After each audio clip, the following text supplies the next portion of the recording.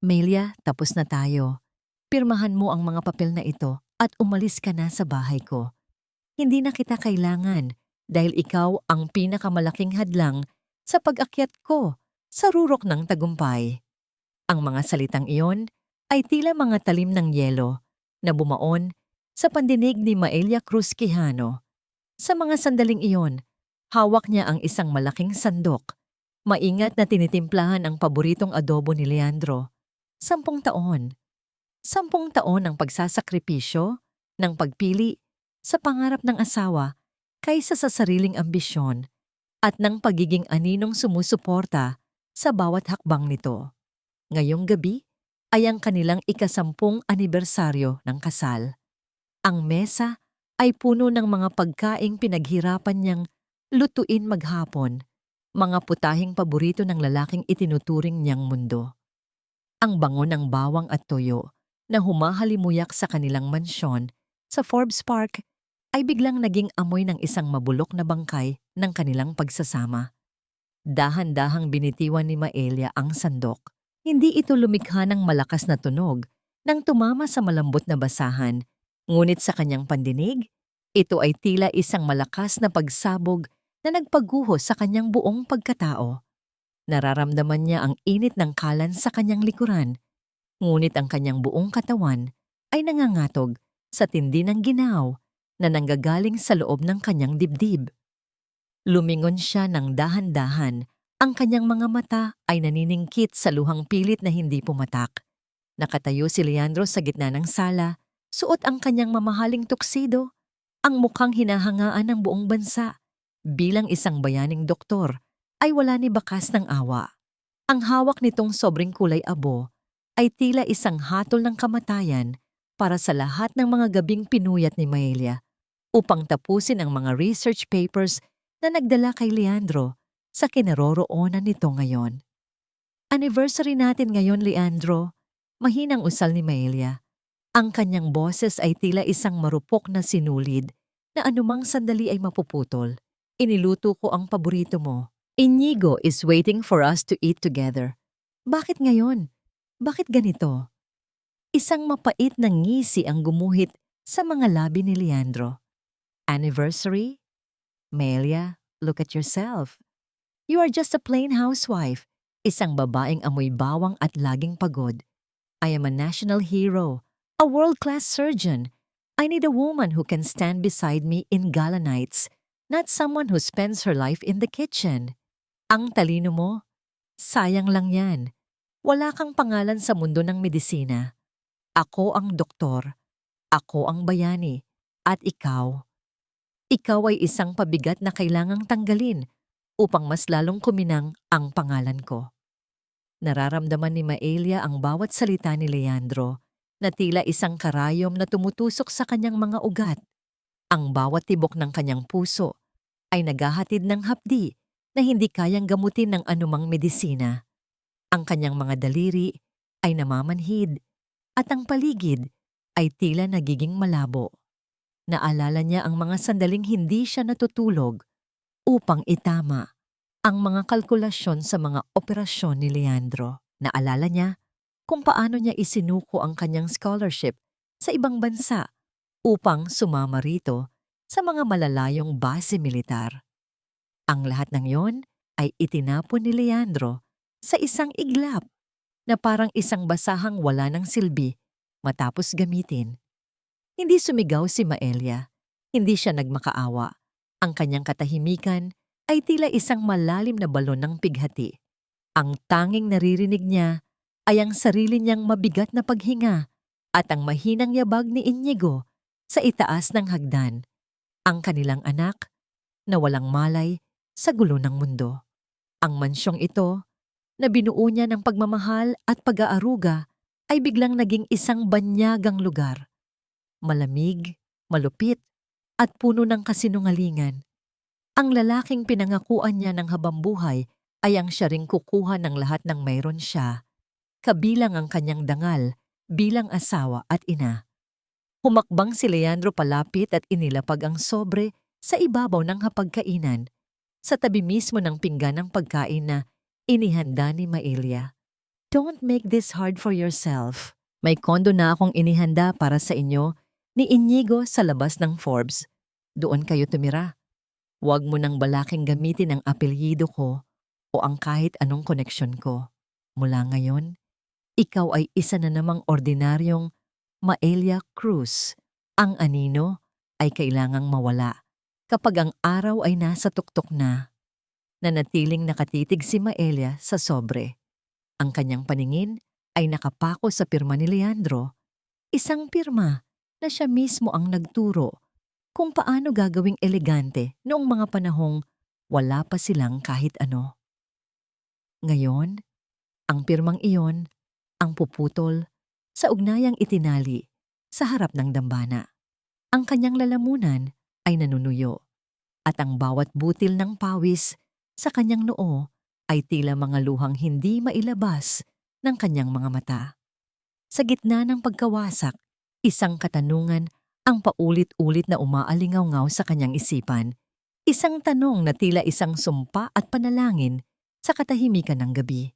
Hanggang kailan nga ba kayang magtiis ng isang pusong itinapon sa dilim bago nito matuklasan na ang sarili nitong liwanag ang tanging makapagliligtas sa kanya mula sa ganap na pagkabura?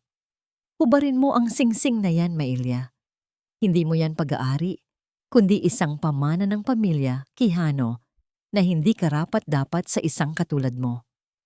Ang boses ni Doña Imelda Quijano ay tila isang hagupit ng latigo na bumasag sa katahimikan ng madaling araw. Nakatayo ang matanda sa pintuan ng silid. Ang kanyang postura ay tuwid at puno ng puot, habang ang mga mata ay mapanghusgang nakatingin sa tanging alahas na natitira sa daliri ni Maelia. Wala pang ilang oras matapos ihain ni Leandro ang divorce papers, ngunit narito na ang kanyang biyenan upang siguruhing walang matitira kay Maelia, kahit na ang mumunting alaala ng kanyang katapatan. Nanginginig ang mga kamay ni Maelia habang inilalagay ang huling piraso ng damit ni Inigo sa loob ng isang lumang maleta. Ang bawat tupi ng tela ay tila isang paalala ng kanyang pagkabigo bilang isang asawang nagbigay ng lahat, ngunit binaliwala sa huli. Hindi siya lumingon, ngunit nararamdaman niya ang mabigat na presensya ng matanda na tila isang madilim na ulap na lumalamon sa lahat ng kanyang pinaghirapan. Huwag mong hintayin. Natawagin ko pa ang mga security guard upang kaladkarin ka palabas. Pagpapatuloy ni Doña Imelda, ang bawat salita ay puno ng lason. Mula noong una, alam ko nang isa ka lamang manghuhuthot.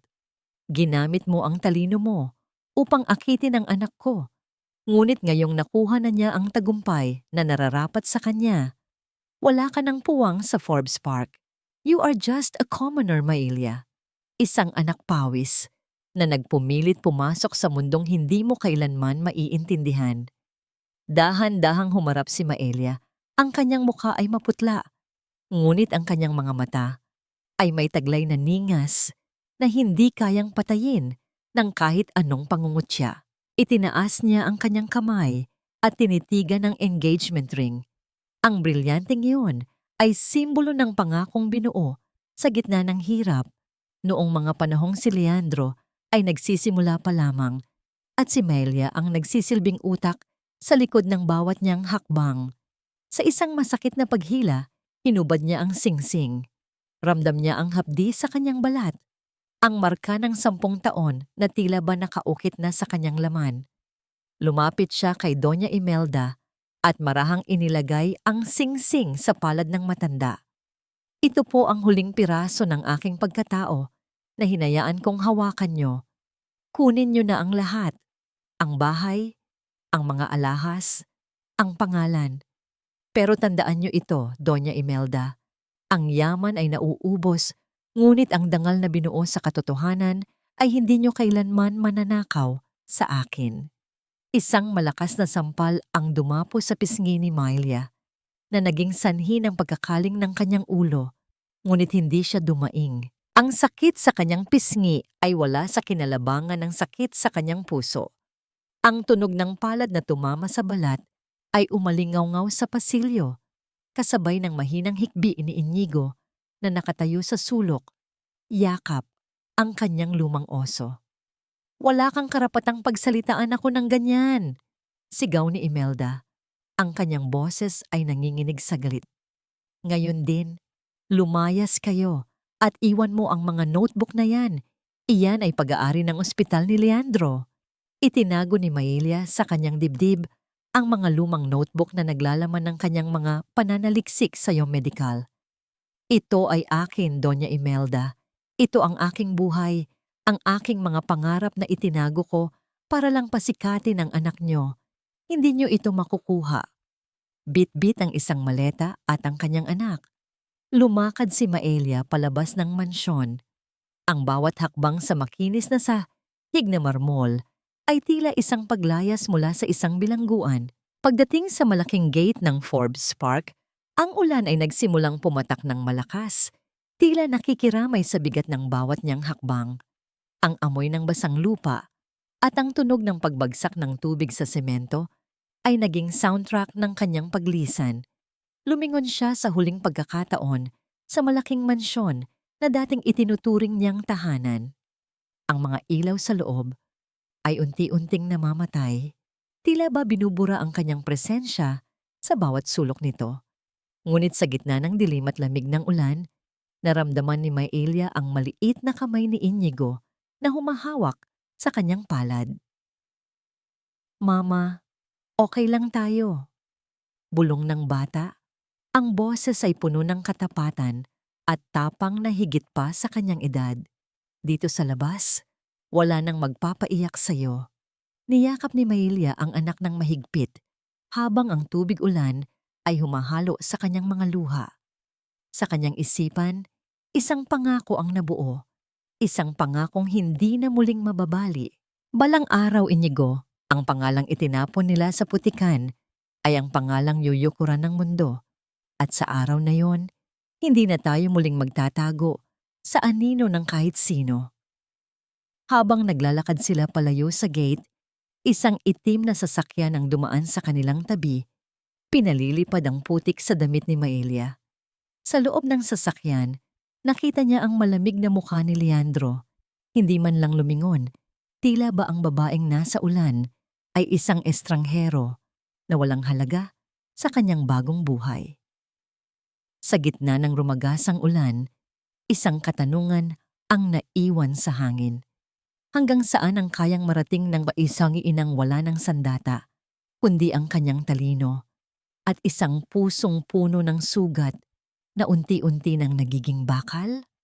Wala nang laman ang huling lata ng gatas ni Inigo at ang mga barya sa aking palad ay hindi nasasapat para sa susunod na hapunan. Ang katotohanan ito ay mas masakit pa sa sampal ni Doña Imelda. Sa loob ng maliit at lumang bahay ng kanyang mga magulang sa isang siksikang subdivision sa Quezon City, tinitigan ni Maelia ang kanyang mga kamay. Ang mga kamay na dati ay humahawak ng mga mamahaling kagamitan sa laboratorio ay puno na ngayon ng sugat at pamamaga mula sa maghapong paglalaba ng damit ng kanyang mga kapitbahay. Ang amoy ng mamahaling pabango ay napalitan ng masangsang na amoy ng sabon at ang malansang simoy ng tuyo na siyang tanging ulam nila sa loob ng 3 araw. Ang bubong na yari sa kalawiting yero ay naglalabas ng malulungkot na tunog sa tuwing tatamaan ng patak ng ulan na tila ba bawat tulo ay isang paalala ng kanyang pagbagsak.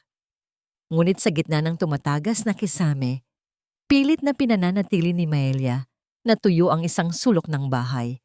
Ang sulok kung saan nakatago ang mga luma niyang notebook at isang mikroskopyong may lamat na. Ito na lamang ang natitirang kayamanan ng kanyang pagkatao. Ang mga pangarap na pilit ibinaon ng pamilya Quijano sa limot. Mama, busog na po ako. Sa inyo na lang po itong kalahati ng kanin.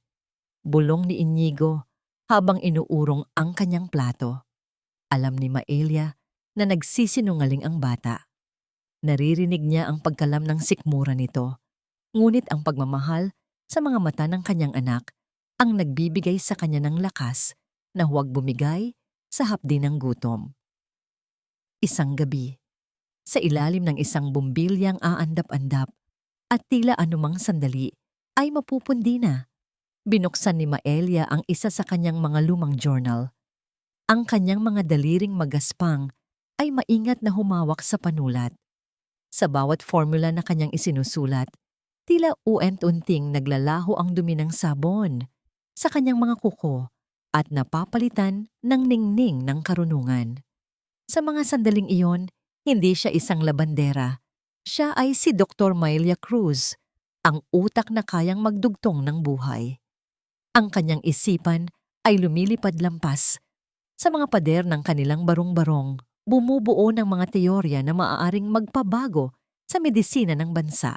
Ngunit sa labas ng kanilang bakuran, sa ilalim ng dilim, isang anino ng lalaki ang laging nakatayo. Hindi ito gumagalaw, tila ba nagmamasid sa bawat kilos ni Maelia. Sa tuwing sisilip siya sa bintana, tanging ang dulo ng isang sigarilyo ang nakikita niyang naglalabas ng usok bago ito biglang mawawala sa dilim. Isang kaba ang humahaplos sa kanyang dibdib, ngunit mas matindi ang pangangailangan niyang mabuhay para sa kanyang anak. Ang katahimikan ng gabi ay biglang nabasag nang may kumatok ng malakas sa kanilang pintuan. Hindi ito ang magalang na katok ng isang kapitbahay. Ito ay isang marahas na paghampas sa kahoy na tila ba may dalang masamang balita. Nang buksan ni Maelia ang pinto, isang lalaking nakauniporme ang bumungad sa kanya. May hawak na isang puting sobre na may opisyal na selyo ng korte. Mula kay Dr. Leandro Quijano, malamig na sabi ng lalaki bago mabilis na tumalikod. Nanginig ang mga kamay ni Maelia habang binabasa ang nilalaman ng liham. Ang bawat salita ay tila isang laso na dumadaloy sa kanyang sistema. Isang petition for sole custody. Isinusumbat ni Leandro na ang kapaligiran ni Maelia ay hindi ligtas at marumi, at ang kanyang kawalan ng trabaho ay patunay na hindi siya karapat-dapat na maging ina.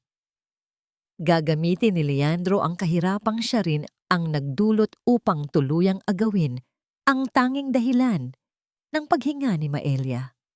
Nalunok ni Maelia ang pait ng kawalang katarungan. Ang tunog ng ulan sa yero ay naging mas malakas, tila isang mabilis na tibok ng pusong natatakot. Tumingin siya kay Inigo na mahimbing na natutulog.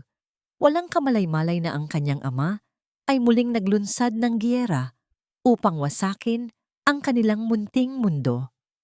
Sa gitna ng pighati, isang tanong ang nanatiling nakasabit sa malamig na hangin.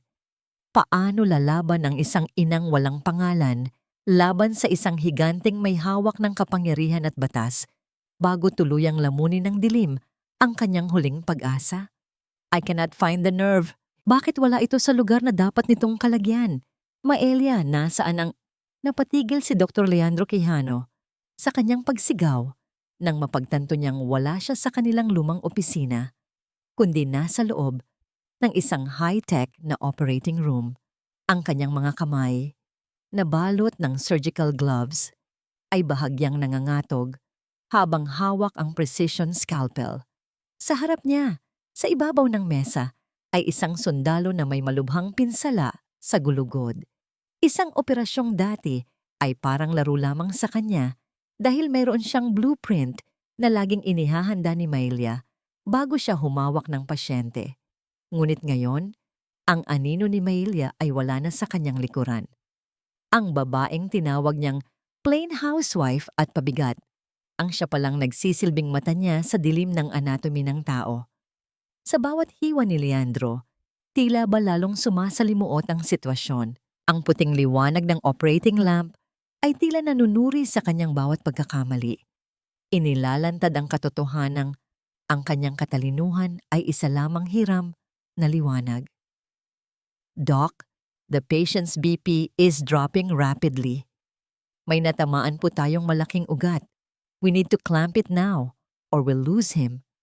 Ang boses ng isang batang nurse ay puno ng kaba na lalong nagpabilis sa tibok ng puso ni Leandro. Alam ko, wag mo akong turuan, singhal ni Leandro. Ngunit ang kanyang mga mata ay naglalakbay sa paligid ng may takot. Ang malamig na pawis ay gumugulong mula sa kanyang noo, patungo sa loob ng kanyang surgical mask. Tila ba ang bawat patak ay isang sumpa ng kanyang sariling kayabangan. Sa gitna ng tensyon, naramdaman niya ang isang mapanuring tingin mula sa observation gallery. Doon, nakatayo si Dr. Rafael Uson, ang batang doktor na kilala sa pagiging mapagmatsyag at matalino. Hindi kumukurap si Rafael habang pinapanood ang bawat maling galaw ni Leandro. Para kay Rafael, ang general ng medisina na nasa harap niya ay hindi na ang bayaning hinahangaan ng lahat. Ang bawat panginginig ng kamay ni Leandro ay isang pahiwatig ng isang malalim na lihim. Nang matapos ang operasyon, hindi lumabas si Leandro ng may pagmamalaki. Mabilis siyang naglakad patungo sa kanyang pribadong opisina at isinara ang pinto ng marahas. Ang kanyang hininga ay gipit. Tila ba may nakadagan sa kanyang dibdib. Binuksan niya ang kanyang drawer at kinuha ang isang bote ng mamahaling alak. Sinalinan ang baso ng mabilis hanggang sa umapaw ito. Kasalanan ito ni Melia, bulong niya sa sarili. Ang kanyang boses ay puno ng poot at pagkakaila. Sinasadya niyang guluhin ang isip ko. She's doing this on purpose. Kinuha niya ang isa sa mga lumang record ng kanyang mga operasyon. Binuksan niya ang mga pahina, naghahanap ng mga pahiwatig, ngunit ang mga tala doon ay nasa isang sulat kamay na hindi kanya, isang elegante at malinis na sulat kamay ni Maelia. Sa bawat paliwanag at diagram na ginawa ng kanyang asawa, nararamdaman ni Leandro ang kanyang sariling kaliitan. Kung wala si Maelia, siya ay isang balat na walang laman. Sa kabilang panig ng ospital, nasa loob ng archive room si Dr. Rafael Uson. Hawak niya ang isang lumang logbook ng mga nakaraang pananaliksik ni Leandro. Gamit ang isang flashlight, pinagtabi niya ang pirma ni Leandro sa divorce papers at ang mga technical na guhit sa logbook. Isang malamig na ngiti ang gumuhit sa mga labi ni Rafael. Ang mga guhit sa logbook ay may mga maliliit na marka. Isang estilo ng pagsusuri na tanging isang bihasang researcher lamang ang makakagawa. Isang estilong nakita niya sa isang lumang artikulo na isinulat ng isang estudyanteng nagngangalang Maelia Cruz bago ito biglang nawala sa radar ng akademya. Nabalik lamang ang diwa ni Rafael nang marinig niya ang mabibigat na hakbang sa labas ng silid. Mabilis niyang itinago ang logbook sa ilalim ng kanyang coat.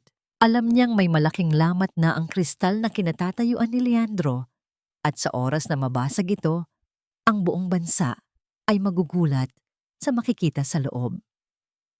Habang iniinom ni Leandro ang kanyang pang-apat na baso ng alak, isang katanungan ang pilit niyang pinalalayas sa kanyang isipan, ngunit tila isang multong bumabalik ng paulit-ulit.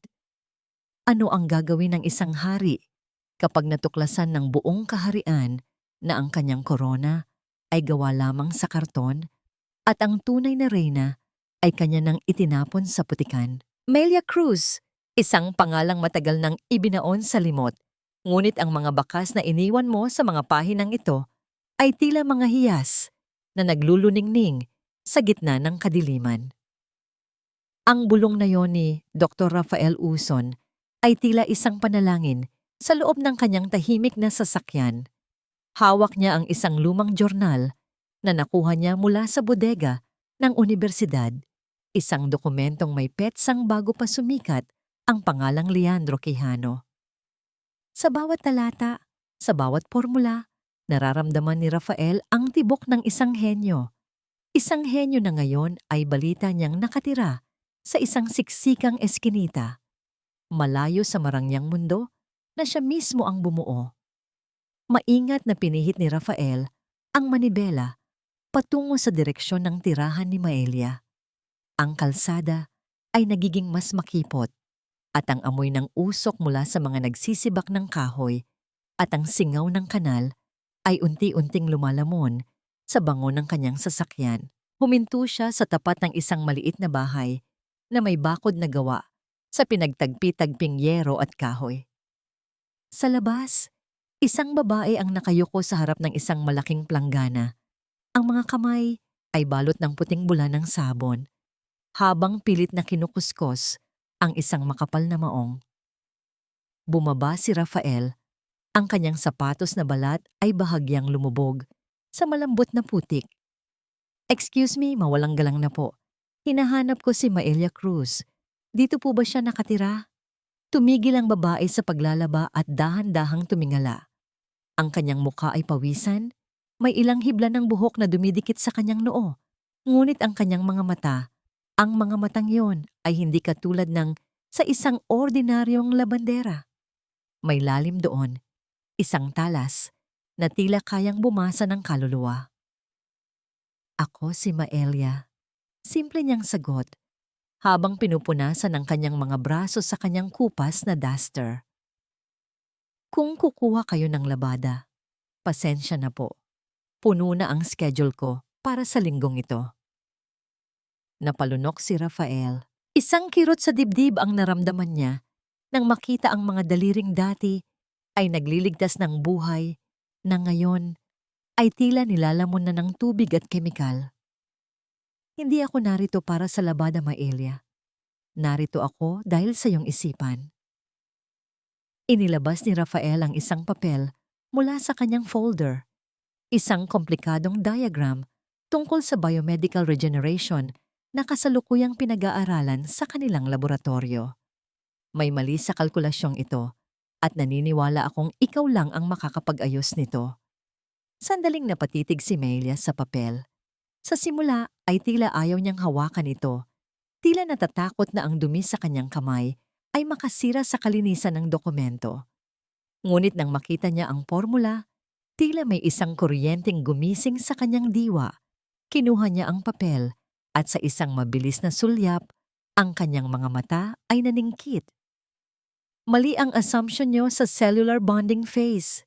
Yusal niya. Ang kanyang boses ay biglang naging matatag at puno ng awtoridad. Kung itutuloy niyo ang ganitong pattern, magkakaroon ng tissue rejection sa loob ng 12 oras. Kailangan niyang dumaan sa isang acidic buffer bago ang synthesis. Namangha si Rafael. Hindi man lang gumamit ng calculator si Maelia, ngunit nakuha nito ang lamat na ilang linggo na nilang pinag-iisipan sa ospital. Sa mga sandaling iyon, tila naglaho ang amoy ng sabon at ang ingay ng mga batang naglalaro sa paligid. Ang tanging naroon ay ang dalawang isipang nagtatagpo sa gitna ng siyensya. Dahan-dahang inayos ni Maelia ang kanyang salamin na may lamat na sa gilid. Ang simpleng paggalaw na yon ay tila isang hudyat ng muling pagkabuhay ng kanyang determinasyon. "Bakit niyo ito ginagawa, Dr. Uson? Bakit kailangan niyo pang pumunta rito sa putikan para lang sa isang babaeng itinapon na ng lipunan?" "Dahil ang ginto, kahit ibaon sa putik ay mananatiling ginto." Seryosong sagot ni Rafael. Lumapit siya ng bahagya, sapat na upang maamoy ang halimuyak ng sabon at ang matamis na amoy ng gatas ni Inigo na nananatili sa damit ni Maelia. "May alok ako sa iyo. Isang posisyon bilang lead researcher sa aking proyekto. Hindi ka gagamit ng pangalang Quijano. Ikaw ay magtatrabaho bilang Maelia Cruz. Bibigyan kita ng laboratorio, ng kagamitan, at ng pagkakataong patunayan sa mundo na ikaw ang tunay na liwanag sa likod ng aninong kinatatakutan ng lahat." Nanginginig ang mga labi ni Maelia. Ang pangarap na akala niya ay naging abo na ay muling nagniningas. Tumingin siya sa loob ng kanilang maliit na bahay, kung saan si Inigo ay nakadungaw sa bintana, naghihintay ng kasiguruhan. "Para sa anak ko, gagawin ko." Nang makaalis si Rafael, naiwan ang tunog ng isang lumang makinilya sa isipan ni Maelia, ang tunog ng pagsisimula ng kanyang bagong kabanata. Ngunit hindi niya alam, sa dulo ng kanilang eskinita, isang itim na sasakyang may pamilyar na plaka ang nakapara. Sa loob ng sasakyang iyon, si Leandro Quijano ay nakahawak ng mahigpit sa manibela. Ang kanyang mga mata ay puno ng selos at takot, habang pinapanood ang pag-alis ng sasakyan ni Rafael mula sa tapat ng bahay ng kanyang dating asawa. Ang kanyang hininga ay gipit, at ang isang mapait na tanong ay gumugulo sa kanyang isipan. Bakit narito ang lalaking gustong sumira sa akin? At bakit tila may bagong ningning sa mga mata ni Mailya na hindi ko kailanman nagustuhang makita. Akala mo ba, dahil lamang may isang batang doktor na nagkakalkal sa basura mo, ay naging importante ka na uli? Huwag kang magmalaki, Mailya. Kahit lagyan mo ng ginto ang katawan mo, amoy sabon at putik ka pa rin. Ang boses ni Leandro ay tila isang malupit na hagupit na bumasag sa payapang hapon ni Mailya. Sa loob ng kanilang maliit na silid, kasalukuyang tinatahi ni Mailya ang punit na strap ng lumang bag ni Inigo. Ang bawat tusok ng karayom sa makapal na tela ay ginagawa niya ng may pagmamahal, isang maliit na sakripisyo para sa kinabukasan ng kanyang anak. Ngunit sa pagpasok ni Leandro nang walang pahintulot, ang marahas na pagbalandra ng pinto ay naglikha ng isang nakabibinging tunog na yumanig sa marupok na dingding ng kanilang barong-barong. Napatigil ang kamay ni Mailya.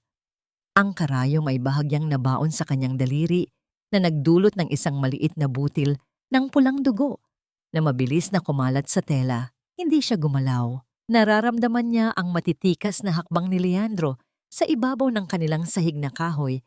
Ang tunog ng mamahaling sapatos nito ay tila isang insulto sa kanilang kahirapan. Ang bango ng kanyang mamahaling pabango ay mabilis na lumamon sa amoy ng nilulutong kanin sa labas, isang banyagang halimuyak na nagdadala ng masasamang alaala. Ano ang ginagawa mo rito, Leandro? Mahinang tanong ni Mailya. Ang kanyang paningin ay nananatiling nakapako sa dugong na sa kanyang daliri. Wala na tayong dapat pag-usapan.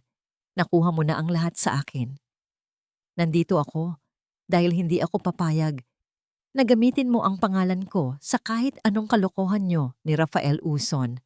Singhal ni Leandro. Lumapit siya at marahas na hinawakan ng baba ni Mailya. Pinupuwersa itong tumingin sa kanyang mga matang puno ng puot at takot. Nasisiraan ka na ba ng bait? You are delusional, Mailya. Ang mga research na sinasabi mo, it's all in your head.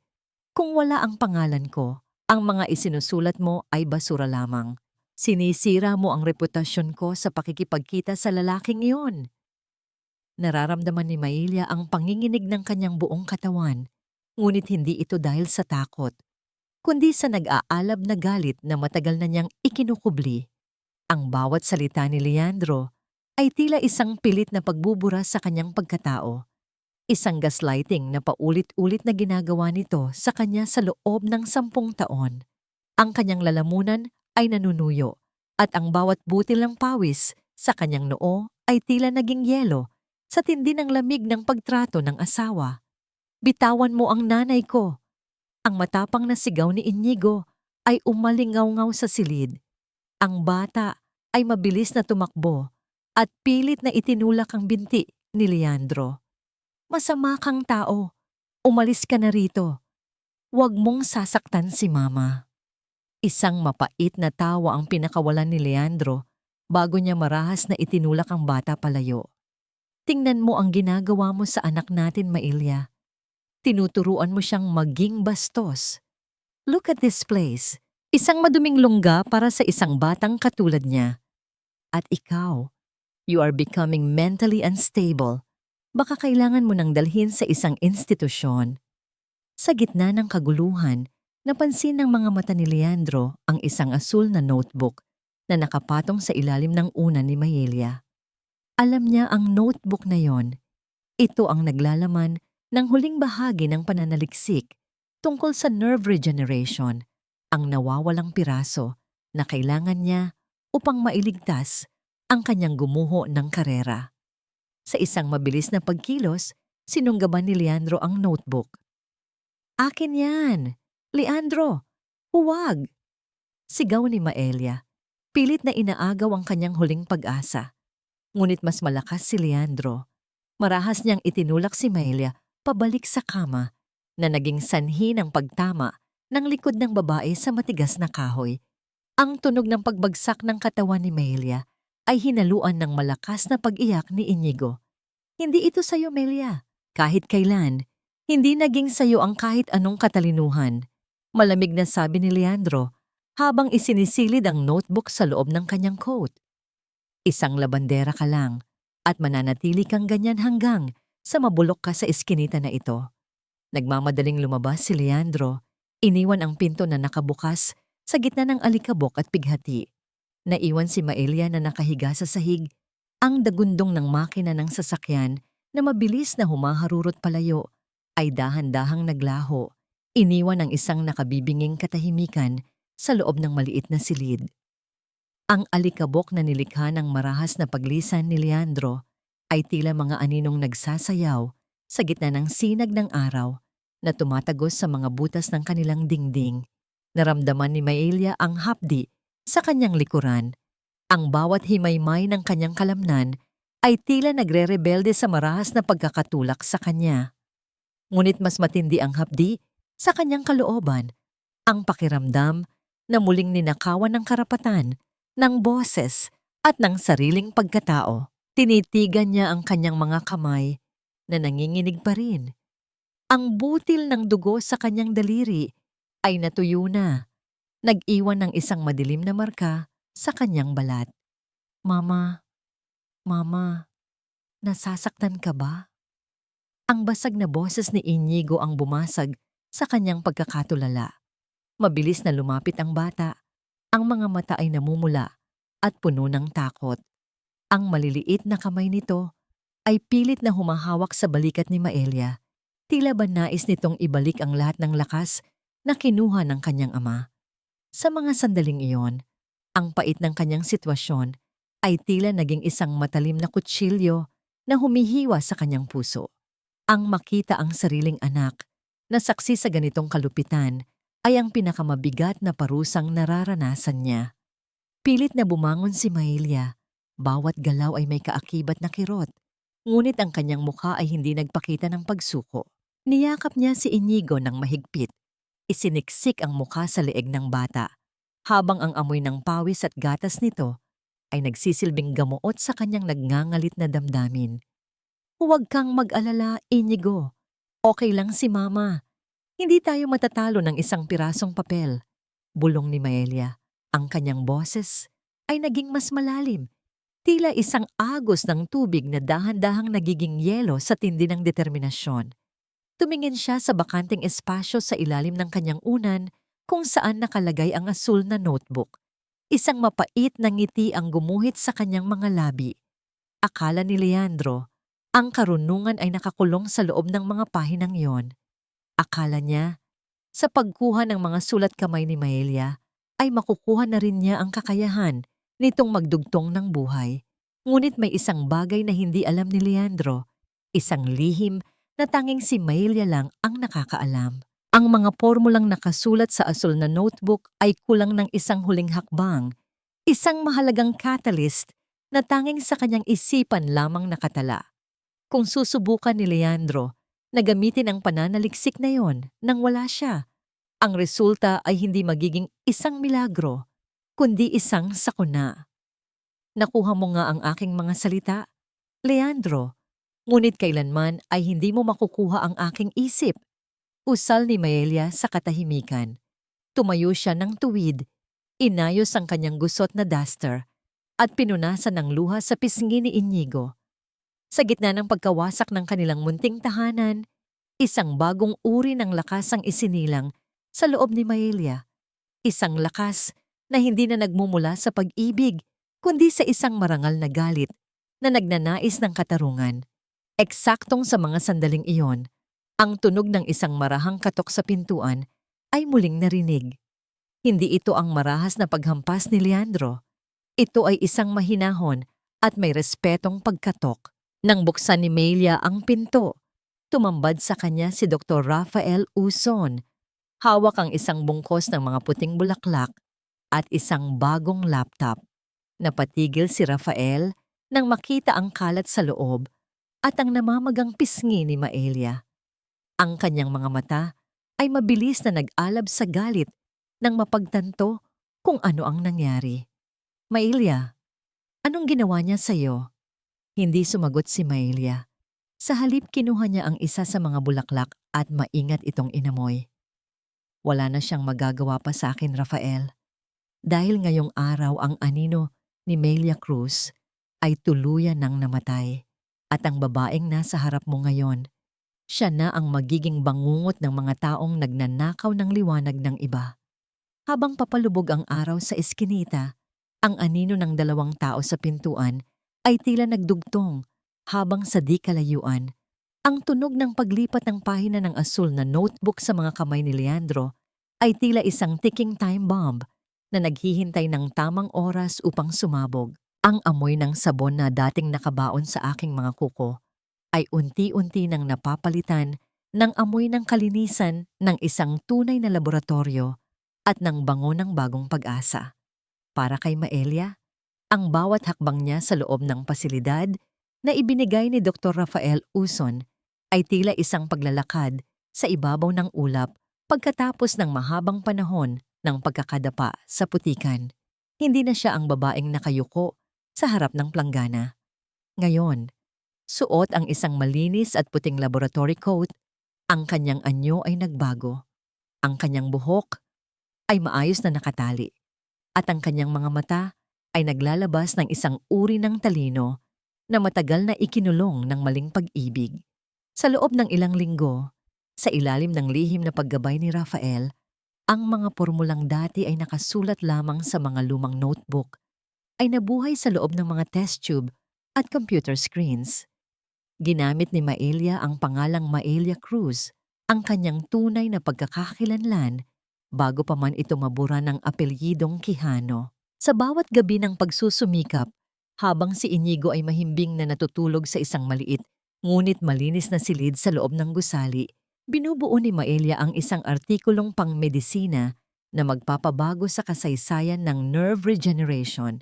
Sa kabilang panig ng lungsod, sa loob ng kanyang marangyang opisina, si Leandro Quijano ay tila isang hayop na nakakulong sa hawla. Hawak niya ang asul na notebook na ninakaw niya mula kay Maelia. Ngunit ang bawat pahinang binabasa niya ay tila isang palaisipang walang kasagutan. Ang mga kalkulasyon ay naroon. Ang mga hakbang ay malinaw. Ngunit sa tuwing susubukan niyang gawin ang eksperimento sa laboratorio ng ospital, ang resulta ay laging bigo. Ang mga cell samples ay namamatay at ang formula ay hindi nagbubuklod. Bakit hindi gumagana? I have the notebook. I have everything. Ang galit na sigaw ni Leandro ay umalingaw-ngaw sa apat na sulok ng kanyang silid. Marahas niyang itinapon ang kanyang ballpen sa pader na lumikha ng isang mahinang tunog bago ito gumulong sa sahig. Nararamdaman niya ang panunuyo ng kanyang lalamunan at ang panginginig ng kanyang mga kamay.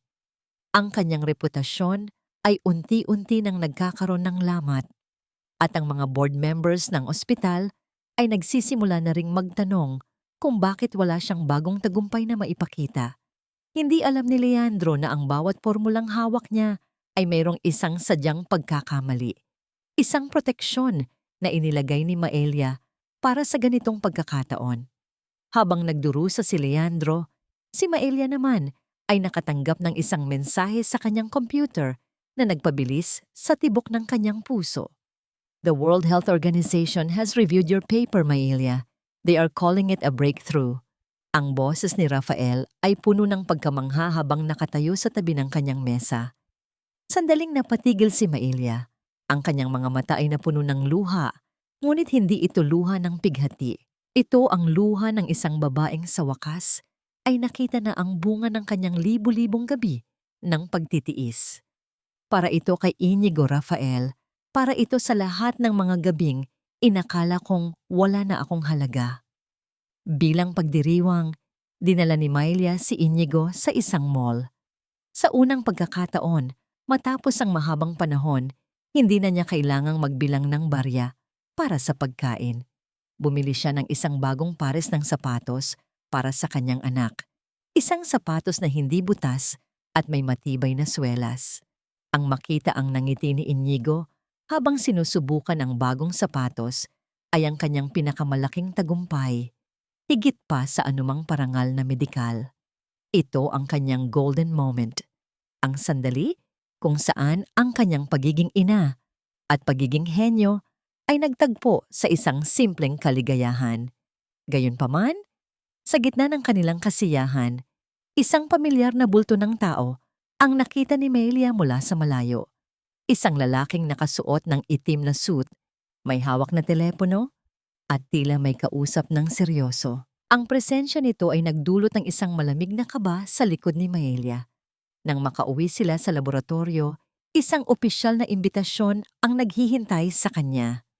Isang international medical conference sa Quezon City ang gaganapin sa susunod na buwan at siya ay hiniling na maging isa sa mga keynote speakers.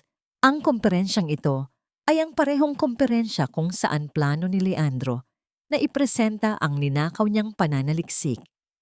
Isang mapait, ngunit matapang na ngiti ang gumuhit sa mga labi ni Maelia. Ang entabladong inakala ni Leandro na magiging rurok ng kanyang tagumpay ay siya palang magiging lugar ng kanyang pinakamalaking kahihiyan. Handa na ba ang lahat, Maelia? Tanong ni Rafael. Ang kanyang tingin ay puno na ng suporta at lihim na paghanga. Higit pa sa handa, Rafael, sagot ni Maelia habang hinahawakan ang kanyang bagong sapatos na pangkomperensya. Sa komperensyang ito, malalaman ng mundo kung sino ang tunay na may-ari ng liwanag at sino ang magnanakaw na nagtatago lamang sa anino. Ngunit sa gitna ng kanyang determinasyon, isang katanungan ang pilit na sumisingit sa kanyang isipan. Paano kung gamitin ni Leandro si Inigo upang pigilan siya? Isang lihim na takot ang nagsimulang gumapang sa kanyang puso, isang bilang na hindi pa niya nasasagot. Hindi sapat ang talino, Leandro. Sa mundong ito, kailangan mo ng kapangyarihan at tamang koneksyon upang matakpan ang anumang bahid sa iyong pangalan. Ang pakikipag-isang dibdib mo kay Sofia ang huling barahan natin upang manatiling nakatayo ang pamilya Quijano. Ang tinig ni Doña Imelda ay tila isang malamig na utos na walang puwang para sa pagtanggi. Sa loob ng kanilang marangyang library, pilit na inaayos ng matanda ang kurbata ni Leandro, ang bawat hila sa tela ay tila isang pagkakulong sa leeg ng kanyang anak. Si Sofia, ang anak ng isang bilyonaryong nagmamay-ari ng pinakamalalaking pharmaceutical companies sa bansa, ang nakitang solusyon ni Imelda upang lunurin ang mga kumakalat na chismis tungkol sa mga huling kapalpakan ni Leandro sa operating room. Hindi ko kailangan ng kasal, Mama. Ang kailangan ko ay maunawaan ang huling pahina ng notebook na ito. Paggalit na sagot ni Leandro, sabay wakli sa mga kamay ng ina. Ang kanyang mga mata ay nanlalalim at ang kanyang mukha ay tila mas tumanda ng 10 taon dahil sa puyat at pagkabigo. Bukas na ang komperensya. Ang lahat ng mga mata ng internasyonal na komunidad ay nakatuon sa akin. Kapag hindi ko na ipaliwanag ang formulang ito, tapos na tayo. Isang mapait na ngiti ang sumilay sa mga labi ni Doña Imelda. Huwag kang matakot. Nakagawa na ako ng paraan. Ang mga board members ay nasa ilalim na ng aking palad. Ang tanging kailangan mo ay tumayo doon at basahin ang nakasulat. Sino ang maniniwala sa isang labanderang katulad ni Maelia kung susubukan niyang magsalita? She is nothing but a ghost from your past. Samantala, sa kabilang bahagi ng lungsod, sa loob ng isang maliit na dressing room na puno ng amoy ng sariwang bulaklak, nakatayo si Maelia sa harap ng isang malaking salamin. Ang babaeng nakikita niya sa refleksyon ay tila isang banyagang hindi niya nakilala sa loob ng mahabang panahon. Suot ang isang elegante at simpleng puting bestido na gawa sa seda. Ang kanyang anyo ay naglalabas ng isang uri ng kapangyarihan na hindi nanggagaling sa alahas, kundi sa purong dangal at karunungan. Ito ang kanyang golden moment. Ang mga peklat sa kanyang mga kamay mula sa matatapang na chemical ng sabon ay naroon pa rin. Ngunit ngayon ay tila ba naging mga medalya ng kanyang katapangan. Hinaplos ni Maelia ang makinis na tela ng kanyang damit. Ang tunog ng pagdampi ng kanyang mga daliri sa seda ay tila isang bulong ng tagumpay. Wala na ang amoy ng usok at dumi. Ang tanging nananatili ay ang halimuyak ng kanyang sariling tagumpay. Napakaganda mo, Maylya. Hindi mo lang binago ang iyong anyo. Binago mo ang hangin sa silid na ito. Ang boses ni Dr. Rafael Uson ay puno ng tapat na paghanga habang nakasandal sa pintuan. May hawak siyang isang maliit na box na naglalaman ng isang silver brooch na hugis ng isang dahon, simbolo ng bagong simula. Marahang lumingon si Maylya. Ang kislap ng kanyang mga mata ay tila mga bituin sa gitna ng madilim na gabi. Salamat, Rafael. Ngunit natatakot ako. Hindi para sa aking sarili, kundi para sa katotohanan. Kapag lumabas na ako sa entabladong yon, wala nang balikan. Ang buhay na binuo ni Leandro ay maglalaho na parang bula. Lumapit si Rafael at hinawakan ang kamay ni Maylya. Isang pagpindot na naghahatid ng init at kasiguruhan. Ang mga kasinungalingang itinayo sa buhangin ay sadyang nakatakdang gumuho sa pagdating ng baha. Ikaw ang bahang iyon, Maylya. Huwag kang hihinto hanggang sa malinis ang bawat dumi na iniwan nila. Ang huling gabi bago ang komperensya ay tila isang mahabang paghihintay. Ang tunog ng bawat segundong lumilipas sa orasan ay tila isang mabigat na martilyo na nagpapatibay sa desisyon ni Maylya. Alam niyang sa susunod na araw, ang buong bansa ay saksi sa kanyang pagbangon at ang anino ni Leandro ay tuluyan ng mapapawi sa tindi ng liwanag ng katotohanan. Dumating ang umaga ng komperensya. Ang Manila Hotel ay puno ng mga mamahaling sasakyan at mga taong may matataas na katungkulan. Sa likod ng entablado, sa madilim at malamig na pasilyo ng backstage, naglalakad si Maylya ng may determinasyon. Ang tunog ng kanyang mga takong sa semento ay tila isang marcha ng hustisya. Ngunit sa isang kanto ng pasilyo, biglang tumigil ang mundo. Ang pamilyar na amoy ng mamahaling pabango na dating nagbibigay sa kanya ng takot ay muling humaplos sa kanyang pandama. Mula sa dilim, lumabas si Leandro. Ang kanyang mukha ay maputla. Ang kanyang mga mata ay nanlilisik habang nakatingin sa bagong anyo ng kanyang dating asawa. Anong ginagawa mo rito, Maylya? At bakit ka nakasuot ng ganyan? Ang boses ni Leandro ay nanginginig sa pagitan ng galit at pagkagulat. Huwag mong sabihing nagbalak kang sirain ang araw na ito. Umalis ka na, habang hindi pa kita ipinapakaladkad sa mga guard. Tumingin si Maylya ng diretso sa mga mata ni Leandro, isang tinging puno ng kapayapaan na lalong nagpakaba sa lalaki. Hindi mo na ako kailangang ipakakaladkad, Leandro, dahil mamaya, sa harap ng lahat ng taong niloko mo, ikaw mismo ang hihiling na sana ay nilamon ka na lang ng lupa bago mo ako muling nakita.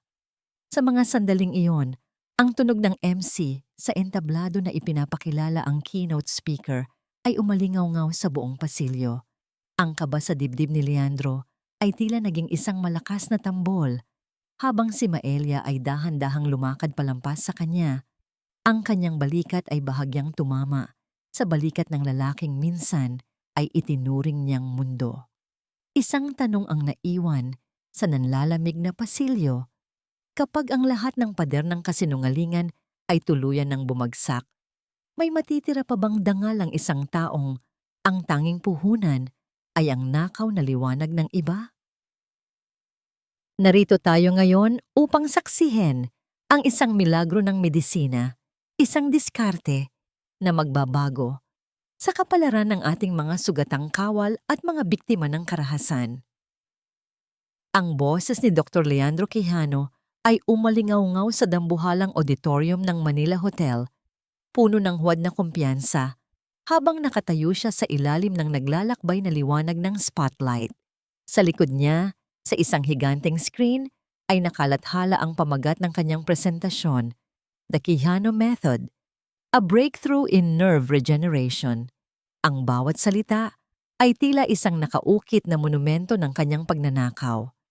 Ang madla na binubuo ng mga pinakamahuhusay na doktor mula sa iba't ibang panig ng mundo ay nakatitig ng may pagkamangha, hindi alam na ang bawat letrang binabasa ng lalaki ay nagmula sa mga luhang ibinuhos ni Maylya sa ilalim ng aandap-andap na bombilya. Sa gilid ng entablado, Nakatayo si Maylya sa dilim. Nararamdaman niya ang malamig na hangin mula sa aircon na humahaplos sa kanyang balat, ngunit ang kanyang puso ay nag-aalab sa isang uri ng init na hindi kayang palamigin ng anumang makina. Ang kanyang mga kamay ay hindi na nangangatog. Tinitigan niya ang likod ni Leandro, ang lalaking minahal niya, ang lalaking nagnakaw ng kanyang buhay, at ang lalaking ngayon ay nagpapakitang gilas gamit ang kanyang talino. Sa phase 4 ng synthesis na ito, pagpapatuloy ni Leandro, ang kanyang tinig ay bahagyang pumiyok nang makarating siya sa isang bahagi ng formula na hindi niya maipaliwanag. Ang slide sa screen ay nagpapakita ng isang komplikadong chemical chain. Kailangan nating pagbuklurin ang tumigil si Leandro.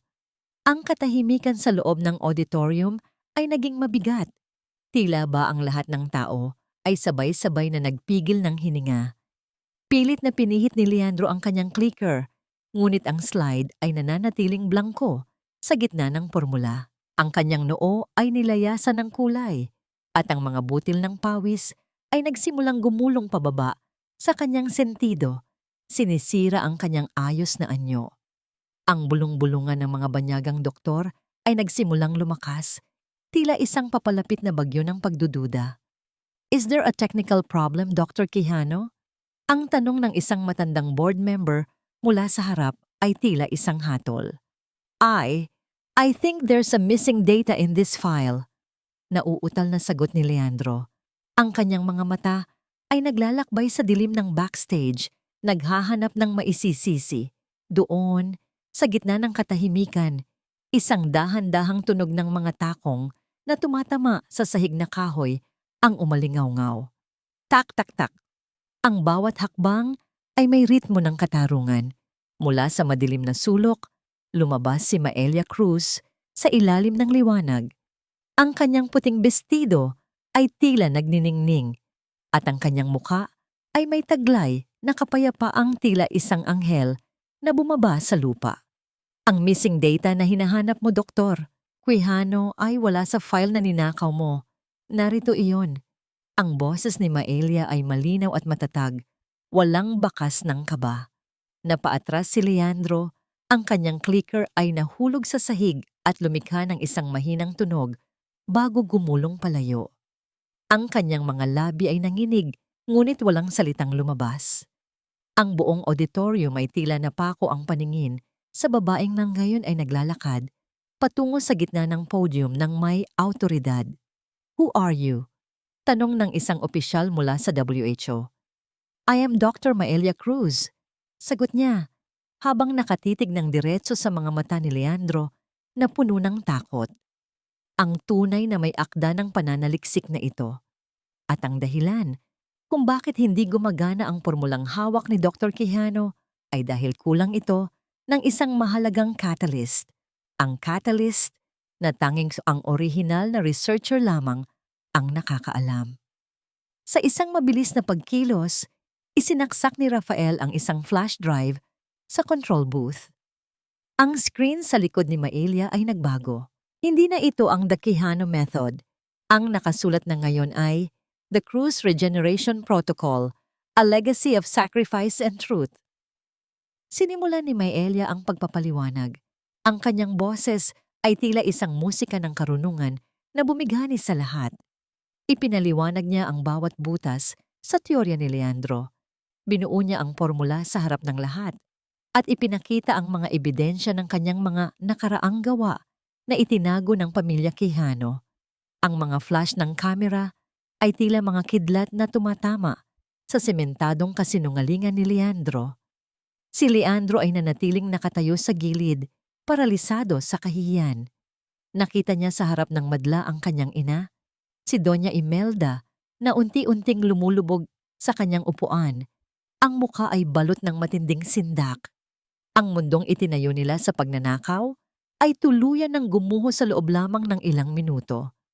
Nang matapos ang presentasyon, ang buong auditorium ay tumayo para sa isang standing ovation. Ang tunog ng palakpakan ay tila isang malakas na alon na lumunod sa lahat ng sakit na naranasan ni Maylya. Ngunit sa gitna ng tagumpay, lumingon si Melia kay Leandro. Sabi mo noon, Leandro, ang anino ay kailangang mawala kapag ang araw ay nasa tuktok na. Bulong ni Melia. Sapat na para marinig lamang ng lalaki. Hindi mo lang alam na ako ang araw at ikaw. Ikaw ang aninong tuluyan ng naglaho sa tindi ng aking liwanag. Habang ang mga security guard ng hotel ay lumalapit upang escortan si Leandro palabas dahil sa kaguluhang idinulot ng mga board member, isang opisyal ng pulisya ang pumasok sa auditorium, may hawak na warrant. Ang bawat mata ay nakatitig sa pagbagsak ng dating bayani. Dr. Leandro Quijano, you are under investigation for intellectual property theft and professional misconduct. Ang tinig ng pulis ay tila huling pako sa kabaong ng kanyang karera. Ngunit bago pa man mailabas si Leandro, isang sigaw mula sa likuran ang bumasag sa tagumpay ni Melia. Mama! Mama! Tulong! Ang boses ni Inigo ay puno ng takot. Sa isang monitor sa gilid, nakita ni Melia ang isang CCTV feed. Si Doña Imelda, sa kanyang desperasyon, ay pilit na hinihila ang bata patungo sa isang naghihintay na sasakyan sa parking lot. Ang kaba sa dibdib ni Melia ay muling bumalik, mas matindi kaysa sa anumang takot sa entablado. Ang tagumpay ay biglang naging abo sa kanyang paningin. Inigo! Ang tanging naisigaw ni Melia bago siya tumakbo pababa ng entablado, iniwan ang korona ng tagumpay para sa kaligtasan ng kanyang anak. Ibibigay mo sa akin ang lahat ng dokumento, Melia, o hinding-hindi mo na makikita ang anak mo kailanman. Ang matinis at desperadong sigaw ni Doña Imelda Quijano ay tumagos sa malamig na hangin ng parking lot, tila isang laso na mabilis na kumalat sa sistema ni Melia. Sa gitna ng malalawak na espasyo ng Manila Hotel, kung saan dapat ay ipinagdiriwang ni Melia ang kanyang muling pagsilang, ang tanging naririnig niya ay ang marahas na pagpintig ng sariling puso, na tila isang bilanggo na pilit kumakawala sa kanyang dibdib. Ang liwanag ng mga spotlight sa loob ng auditorium ay napalitan ng malalamlam na ilaw sa parking area na naglalabas ng mahahabang anino na tila mga kamay na gustong sumakal sa kanya. Napatigil si Melia sa pagtakbo, ang kanyang hininga ay gipit at ang kanyang mga paa na suot ang eleganteng sapatos ay nangangatog sa tindi ng kaba. Nakita niya si Doña Imelda sa tabi ng isang itim na van, mahigpit ang hawak sa braso ni Inigo. Ang bata ay umiiyak. Ang kanyang maliliit na balikat ay nanginginig sa takot, habang ang matanda ay tila isang sugatang hayop na handang manakit upang mailigtas ang natitira nitong karangyaan. Doña Imelda, bitawan mo ang anak ko. Ang tinig ni Melia ay galing sa kailaliman ng kanyang kaluluwa, puno ng awtoridad, ngunit may halong pakiusap. Tapos na ang lahat. Wala nang saysay ang ginagawa niyo. You have lost everything. Huwag niyo nang idamay ang bata. Isang mapait at nakapaninindig balahibong tawa ang pinakawalan ng matanda. Lost? Hindi ako matatalo ng isang katulad mo. Sinira mo ang anak ko. Sinira mo ang pangalan ng mga Quijano. Ikaw ang may salantang lahat nito, Melia. Kung hindi ka sana naging ambisyosa, kung nanatili ka lang sana sa kusina, hindi mangyayari ito. Ang bawat salita ni Imelda ay puno ng gaslighting, pilit na ibinabalik ang sisi sa biktima sa kabila ng kanilang sariling kasalanan. Nararamdaman ni Melia ang panghihina ng kanyang tuhod, ngunit ang bawat patak ng luha ni Inigo ay nagsisilbing bakal na nagpapatigas sa kanyang determinasyon. Ang kanyang isipan, na dati ay puno ng mga komplikadong formula, ay mayroon na lamang isang layunin, ang kaligtasan ng kanyang anak. Ang katahimikan ng paligid ay nabasag ng tunog ng mabibigat na hakbang. Mula sa dilim, lumitaw si Leandro. Ang kanyang mukha ay basag at puno ng kahihiyan. Ang kanyang coat ay gusot-gusot at ang kanyang mga mata ay wala ng ningning. Mama, tama na. Ang boses ni Leandro ay tila isang bulong mula sa kabaong. Hayaan mo na sila. We are finished. Ang buong mundo ay nakatingin sa atin. Huwag mo nang dagdagan ang kahihiyan natin. Tumahimik ka, Leandro. Ginagawa ko ito para sa'yo. Sigaw ni Imelda. Ngunit sa mga sandaling iyon, ang hawak niya kay Inigo ay bahagyang lumuwag dahil sa pagkagulat sa hitsura ng kanyang anak. Sa isang iglap, tila tumigil ang pag-ikot ng mundo. Mabilis na kumilos si Maelia. Isang pagkilos na hindi nanggaling sa isip, kundi sa purong instinto ng isang ina. Sa gitna ng kaguluhan, mabilis niyang hinablot si Inigo mula sa bisig ng matanda at niyakap ang bata ng ganoon na lamang kahigpit. Ang tunog ng mabilis na paghinga ni Inigo sa kanyang dibdib ay ang pinakamasarap na musika na narinig niya sa buong buhay niya. Naiwang nakatayo si Doña Imelda. Ang kanyang mga kamay ay nanatiling nakabukas sa hangin. Tila ba pilit na hinahawakan ang isang kapangyarihang tuluyan ng naglaho. Dumating ang mga security guard at ang mga pulis. Pinalilibutan ang mag-inang Quijano. Ang flash ng mga kamera mula sa mga reporter na nakasunod ay tila mga kidlat na tumatama sa gumuhong tore ng kanilang pamilya. Tinitigan ni Maelia si Leandro sa huling pagkakataon. Walang galit sa kanyang mga mata.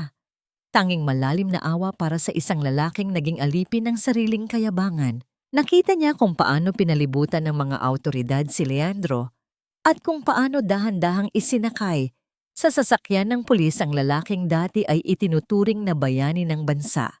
Ang kristal na mundong itinayo nila sa kasinungalingan ay tuluyan ng naging mga bubog na sumugat sa kanila mismo.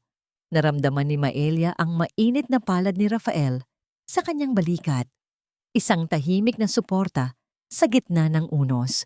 Ligtas na kayo, Maelia. Wala na silang magagawa pa sa inyo.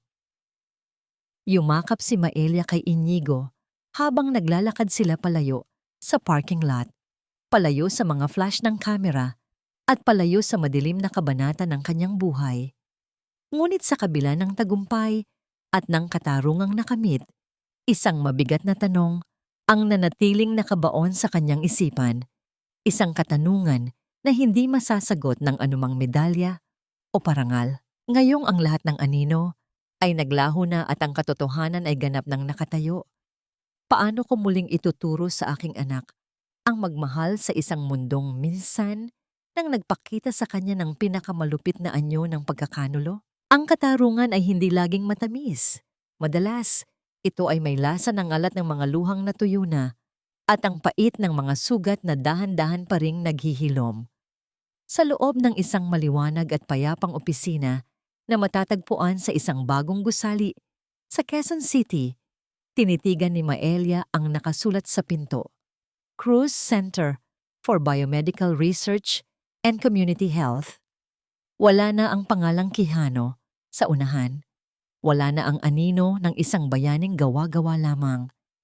Ang bawat gamit sa loob, mula sa mga modernong mikroskopyo hanggang sa mga bagong upuan sa waiting area, ay bunga ng kanyang sariling pagsisikap, talino, at ng tiwalang ibinigay sa kanya ng mga taong naniwala sa katotohanan. Ang simoy ng hangin na pumapasok mula sa bintana ay amoy sampagwita, isang halimuyak na nagpapaalala sa kanya ng mga simpleng pangarap ng kanyang kabataan. Hindi na siya kailangang magising sa takot. Hindi na niya kailangang bilangin ang bawat sentimong natitira para sa gatas ni Inigo. Ang kapayapaang ito ay tila isang mainit na kumot na bumabalot sa kanyang pagkatao matapos ang mahabang panahon ng panlalamig sa gitna ng unos. Doc Mama, tingnan niyo po ang drawing ko. Ang masayang sigaw ni Inigo ay bumasag sa kanyang malalim na pag-iisip. Lumapit ang bata, bit-bit ang isang pirasong papel kung saan nakaguhit ang dalawang tao na magkahawak kamay sa ilalim ng isang malaking araw. Ang isa ay may suot na laboratory coat at ang isa ay isang maliit na batang lalaki. Wala na ang mga madidilim na kulay sa mga drawing ni Inigo. Ang lahat ay puno na ng matingkad na dilaw at asul. Ito ang kanyang pinakamalaking parangal, ang makitang muli ang ningning sa mga mata ng kanyang anak. Napakaganda, anak. Ilalagay natin ito sa gitna ng ating center para makita ng lahat ng pasyente. Malambing na sagot ni Maelia habang hinahaplos ang buhok ng bata.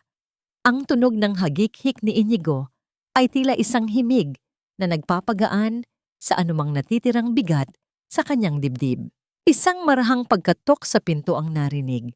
Bumukas ito at iniluwa si Dr. Rafael Uson na may dalang isang maliit na paso ng halamang peace lily. Ang kanyang nangiti ay nananatiling tapat at puno ng paghanga. Isang presensyang naging sandigan ni Maelia sa pinakamadilim na bahagi ng kanyang paglalakbay. Para sa bagong simula ng pinakamahusay na doktor na kilala ko, usal ni Rafael habang inilalapag ang halaman sa ibabaw ng mesa ni Maelia. Bahagyang dumampi ang kanyang mga daliri sa kamay ni Maelia, isang hawak na puno ng respeto at lihim na pangako. Ang init ng ugnayang yon ay nagdulot ng isang banayad na kaba sa dibdib ni Maelia, isang kilig na hindi mapusok, kundi payapa at ligtas. Salamat, Rafael.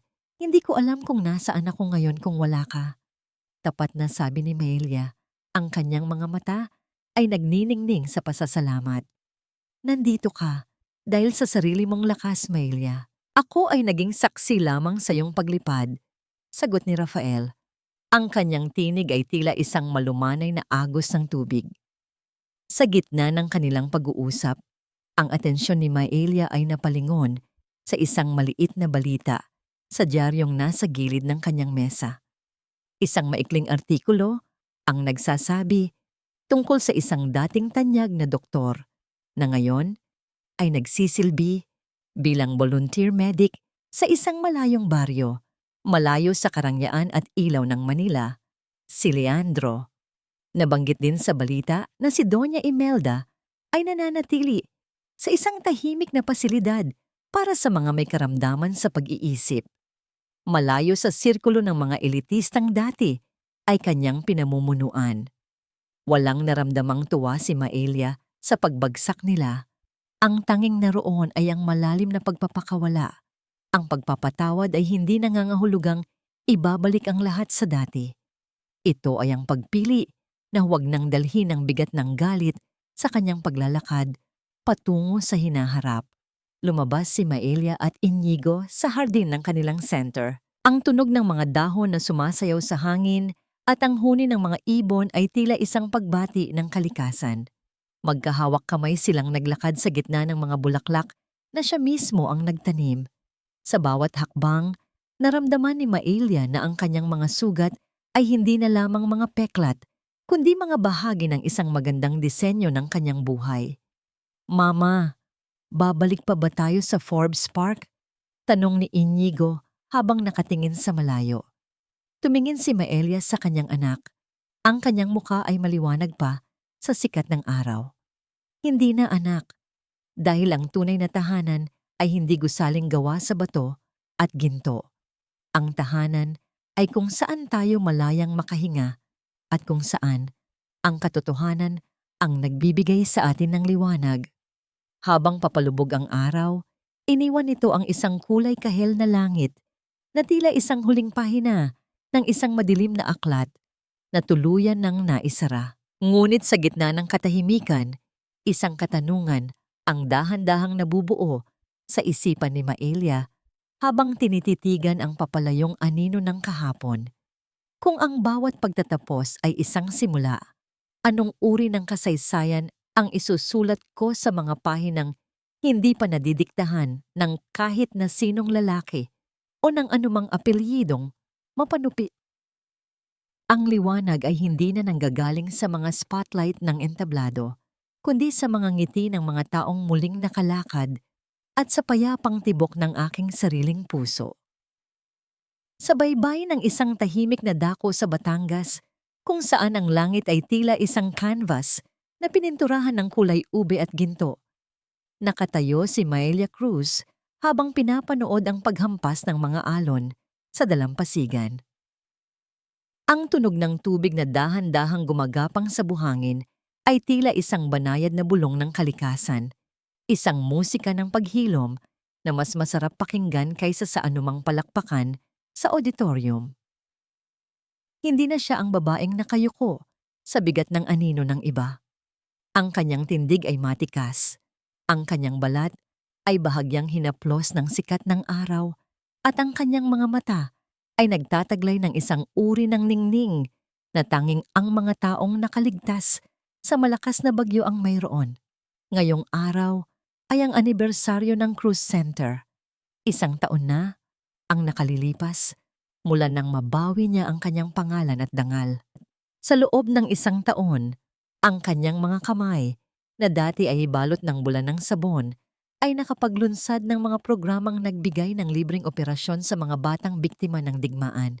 Ang mga taong dati ay tinitingnan lamang ni Leandro bilang mga estatistika, ngunit para kay Maelia ay mga buhay na dapat pahalagahan. Mama, tignan niyo po, ang daming seashells. Ang masayang sigaw ni Inigo habang tumatakbo sa tabing dagat. Pinanood ni Maelia ang kanyang anak. Ang bata ay lumaking matatag, puno ng pagmamahal, at may malalim na respeto sa lahat ng uri ng tao. Sa bawat tawa ni Inigo, nararamdaman ni Maelia na ang bawat sakripisyo niya sa eskinita ay naging sulit. Hindi na kailangang matakot ng bata sa marahas na sigaw o sa malamig na pakikitungo ng isang amang hindi siya kilala. Ang pundasyon ng kanilang buhay ngayon ay hindi na yaman, kundi ang purong katotohanan. Isang maliit na batang babae na isa sa mga unang pasyente ng center ang lumapit kay Maelia. May hawak itong isang munting bulaklak na gawa sa papel. Doktora, gusto ko pong maging katulad niyo paglaki ko. Gusto ko rin pong magligtas ng mga tao. Ang boses ng bata ay puno ng pag-asa. Lumuhod si Maelia upang maging kapantay ang bata. Ito ang kanyang golden moment, ang sandali kung saan ang kanyang paglalakbay ay nagkaroon ng ganap na kabuluhan. Maari kang maging higit pa sa akin, anak, basta't maniwala ka sa iyong sariling kakayahan at huwag mong hahayaang burahin ng kahit sino ang iyong liwanag. Ang pagyakap ng bata sa kanya ay tila isang huling gamot na nagpatuyo sa huling bakas ng pait sa kanyang kaluluwa. Lumapit si Dr. Rafael Uson. Bit-bit ang 2 baso ng malamig na juice. Hindi siya nagsalita agad. Hinayaan niyang namnamin nila ang katahimikan ng papalubog na araw. Ang pagitan ng kanilang mga balikat ay maliit na lamang. Isang puwang na puno ng mga bagay na hindi na kailangang sabihin pa. Ano ang iniisip mo, Maelia? Tanong ni Rafael. Ang kanyang tinig ay tila isang malumanay na hangin. Iniisip ko kung gaano kalayo ang narating ko mula sa gabing iyon sa Forbes Park. Sagot ni Maelia habang nakatingin sa abot-tanaw. Dati, akala ko ay wala akong halaga kung wala si Leandro. Akala ko ang talino ko ay kailangang dumaan sa kanya para maging totoo. Pero ngayon, nakikita ko na ang lahat ng iyon ay isang masamang panaginip lamang. Hinarap siya ni Rafael. Ang mga mata nito ay puno ng katapatan. Hindi ka kailanman naging anino, Melia. Ikaw ang araw na hindi lang niya nakita dahil masyado siyang nakatingin sa sarili niyang imahe. Ngayon, ang buong mundo na ang nakikinabang sa init at liwanag mo. Isang banayad na ngiti ang gumuhit sa mga labi ni Maelia.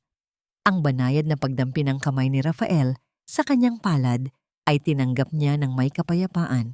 Ito ay hindi isang pagmamadali patungo sa bagong relasyon, kundi isang dahan-dahang paglalakad patungo sa isang kinabukasan na may kasama at may katuwang. Habang ang araw ay tuluyan nang lumulubog sa dagat, nag-iiwan ng mga huling sinag na tila mga gintong hibla sa tubig, itinaas ni Maelia ang kanyang paningin. Ang amoy ng dagat, ang tunog ng tawanan ng mga bata, at ang init ng kamay ni Inigo sa kanyang kabilang palad ay ang kanyang bagong realidad. Wala na ang pait, wala na ang galit. Ang tanging natitira ay ang isang babaeng buo, matatag, at malaya. Ang pangalang Maelia Cruz ay hindi na lamang isang pangalan sa isang medical journal. Ito ay naging simbolo ng pag-asa para sa lahat ng mga kababaihang minsan nang piniling manahimik para sa iba. Hindi na ako ang anino na nagtatago sa dilim. Bulong ni Maelia sa hangin. Ang kanyang boses ay puno ng kapangyarihan at katiyakan. Ako na ang liwanag na gagabay sa sarili kong landas.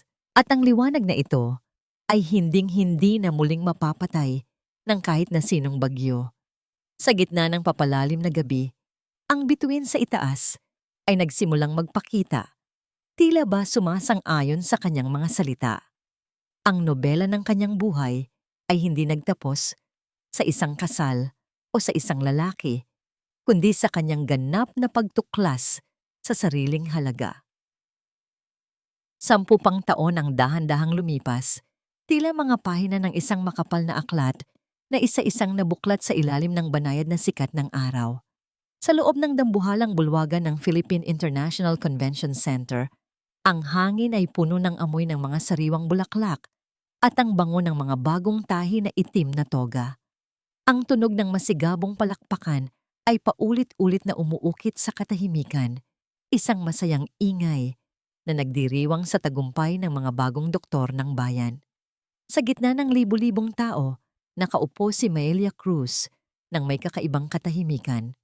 Ang kanyang buhok ay mayroon ng mangilan-ngilang hibla ng pilak, mga guhit ng panahon na nagsisilbing korona ng kanyang karunungan.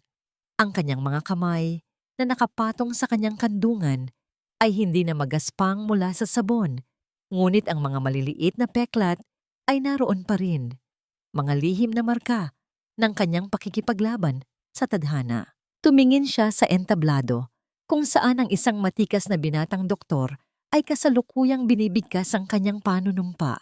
Iyon si Inigo. Ang batang dati ay nakasilip lamang sa pinto ng kusina sa Forbes Park at umiiyak sa gitna ng ulan ay isa na ngayong ganap na tagapagpagaling. Nang tawagin ang pangalan ng kanyang anak upang tanggapin ang parangal, bilang class valedictorian, naramdaman ni Maelia ang pag-init ng kanyang mga mata. Ang bawat butil ng luhang dahan-dahang gumulong sa kanyang pisngi ay hindi na galing sa pait, kundi sa purong kagalakan. Iniaalay ko ang parangal na ito sa aking ina. Ang boses ni Inigo ay umalingaw-ngaw sa buong auditorium, matatag at puno ng pagmamalaki. Ang babaeng nagturo sa akin na ang tunay na medisina ay hindi lang nanggagaling sa mga tableta, kundi sa dangal, katotohanan, at sa lakas ng loob na tumayo muli kahit ilang beses ka pang itapon sa dilim. Sa mga sandaling iyon, naramdaman ni Maelia ang marahang pagpisil sa kanyang kamay. Sa kanyang tabi, nakaupo si Rafael. Sa loob ng 10 taon, ang lalaking ito ay hindi kailanman bumitaw. Hindi siya naging isang anino na sumasakop, kundi isang liwanag na sumasabay sa kanyang paglalakad. Ang kanilang pagmamahalan ay hindi naging isang maingay na teleserye, kundi isang tahimik at matibay na pundasyon ng respeto at pag-unawa. Sa bawat sulyap at haplos ni Rafael, alam ni Maelia na natagpuan na niya ang tunay na kapayapaan, isang kapayapaang hindi nakadepende sa kahit na sinong lalaki, kundi sa isang pag-ibig na marunong magpahalaga sa kanyang pagkatao. Matapos ang seremonya, sa labas ng bulwagan, isang matandang lalaki ang nakatayo sa malayo, nakasuot ng simpleng barong na may mantsa ng luma. Ang kanyang buhok ay puting-puti na at ang kanyang mga balikat ay nakakubli na sa bigat ng nakaraan, Leandro. Hindi siya lumapit. Tinitigan lamang niya ang kanyang anak mula sa malayo. Ang kanyang mga mata ay puno ng pagsisisi na wala ng puwang sa kasalukuyan. Ayon sa balita, si Leandro ay patuloy na nagsisilbi sa isang maliit na klinika sa probinsya. Binabayaran ang kanyang mga utang sa lipunan sa pamamagitan ng paggamot sa mga mahihirap na walang pangalan. Nang magtagpo ang kanilang mga mata, sa loob ng ilang segundo, bahagyang tumango si Maelia. Wala nang puot sa kanyang dibdib. Ang pagpapatawad ay hindi dumating bilang isang biglaang desisyon, kundi bilang isang dahan-dahang paglalaho ng sakit habang pinupuno niya ang kanyang buhay ng mga bagong layunin. Napatawad na niya si Leandro, hindi dahil karapat-dapat ang lalaki sa kapatawaran, kundi dahil karapat-dapat si Maelia sa isang pusong malaya mula sa anumang kadena ng nakaraan. Nahanap na niya ang kanyang ganap na biniyen. Ang Cruz Center ay naging isang institusyon na kilala sa buong mundo, hindi dahil sa apelyidong nakadikit dito, kundi dahil sa katotohanang binuo ito mula sa pagmamahal sa kapwa. Ang kanyang buhay ay naging isang buhay na patotoo na ang isang babae ay hindi lamang isang karugtong ng buhay ng isang lalaki. Ang babae ay ang simula, ang utak, at ang pusong may kakayahang bumuo ng sarili niyang mundo. Ang mahalagang aral na iniwan ni Maelia sa lahat ng mga nakasaksi sa kanyang kwento ay simple. Ang iyong halaga ay hindi itinatakda ng iyong asawa, ng iyong pamilya, o ng iyong pinagmulan. Ang iyong tunay na ningning ay nagmumula sa iyong sariling kakayahan na kilalanin ang iyong talino at panindigan ang iyong dangal. Ang bawat sakripisyo ay may hangganan, at ang bawat anino ay may katapusan sa sandaling piliin mong maging sarili mong liwanag. Habang naglalakad, ang pamilya Cruz Uson palayo sa auditorium. Ang tunog ng kanilang mga hakbang ay tila isang maayos na koro ng tagumpay.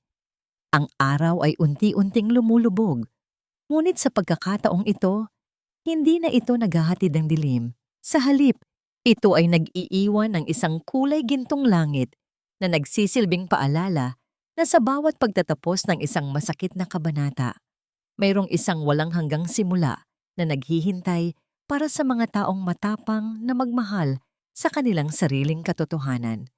Ang kwento ni Maelia ay natapos na, ngunit ang kanyang liwanag ay mananatiling buhay sa bawat pusong naniwala na ang katarungan at pag-ibig ay palaging nagtatagpo sa dulo ng mahabang paglalakbay.